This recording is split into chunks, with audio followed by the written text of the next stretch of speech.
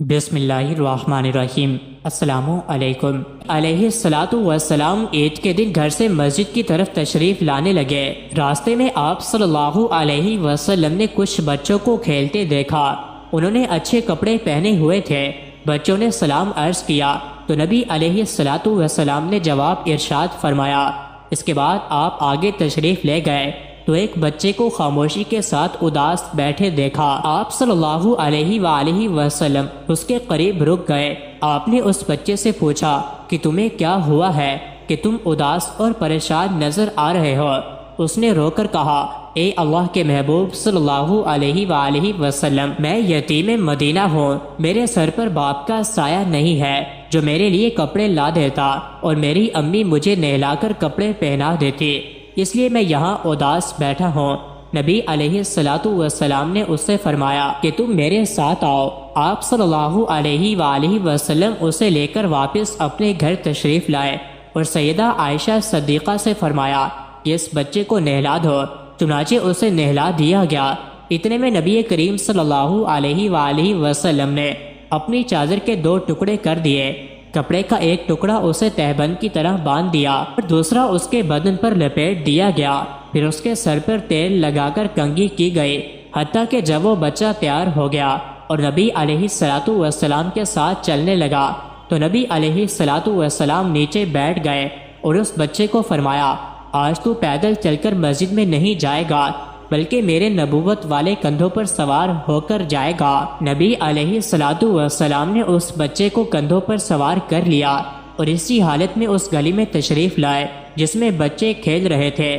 جب بچوں نے یہ معاملہ دیکھا تو وہ رو رو کر کہنے لگے، کاش ہم بھی یتیم ہوتے اور آج ہمیں بھی نبی کریم علیہ الصلاۃ والسلام کے نبوت والے کندھوں پر سوار ہونے کا شرف حاصل ہوتا۔ نبی علیہ الصلاۃ والسلام جب مسجد میں تشریف لائے تو آپ صلی اللہ علیہ وآلہ وسلم ممبر پر بیٹھ گئے تو وہ بچہ نیچے بیٹھنے لگا۔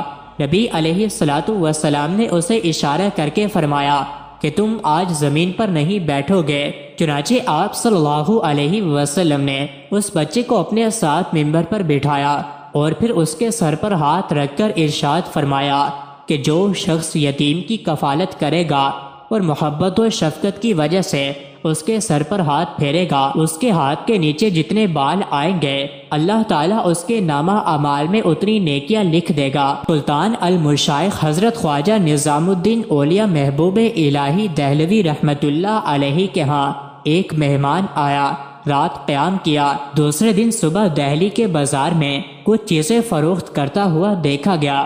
کوتوال کو شبہ ہوا کہ یہ چیزیں چوری کی ہیں۔ اس نے اس کو گرفتار کر لیا۔ پوچھنے پر پتہ چلا کہ رات اس نے حضرت خواجہ نظام الدین کے ہاں قیام کیا تھا۔ کوتوال نے حضرت محبوب الہی کی خدمت میں بھیجا کہ ان چیزوں کی شناخت کرائی جائے۔ حضرت نے چور کو دیکھا اور فرمایا کہ بھائی تم خود ہی بتاؤ کہ یہ چیزیں چوری کی ہیں یا تمہاری؟ چور خاموش رہا اور کوئی جواب نہ دیا۔ آپ نے فرمایا کہ نظام الدین خالی ہاتھ آیا اور خالی ہاتھ ہی جائے گا، بھلا وہ ان چیزوں کی کیا شناخت کرے گا جس کو اپنی شناخت سے فرصت نہیں؟ اگر اس نے چوری کی ہے تو خدا اس کو بخش دے، اگر اس نے چوری نہیں کی تو اس کو چھوڑ دیا جائے۔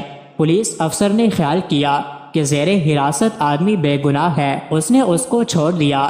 حضرت محبوب الہی نے چور سے فرمایا کہ بھائی تم ہماری چوری کے الزام میں گرفتار کیے گئے، تمہیں تکلیف ہوئی، مجھے معاف کر دو، ہمارے مہمان ہو، خدا معلوم تم نے ابھی تک کھانا کھایا ہے کہ نہیں۔ آپ نے چور کے لیے کھانا اور پھل منگوا کر کھلایا۔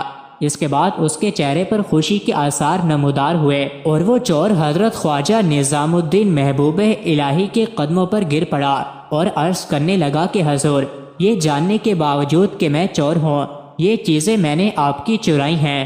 آپ نے میرے قصور کو بغیر میری درخواست کے معاف کر دیا اور میری پردہ پوشی کی، مجھ پر مہربانی فرمائے۔ میں آپ کے اس حسن سلوک سے بہت متاثر ہوا ہوں۔ آپ مسلمان ہیں اور مسلمانوں کے عظیم روحانی پیشوا ہیں۔ جس مذہب کے پیشوا اتنے اچھے ہوں وہ مذہب کتنا عظیم ہوگا۔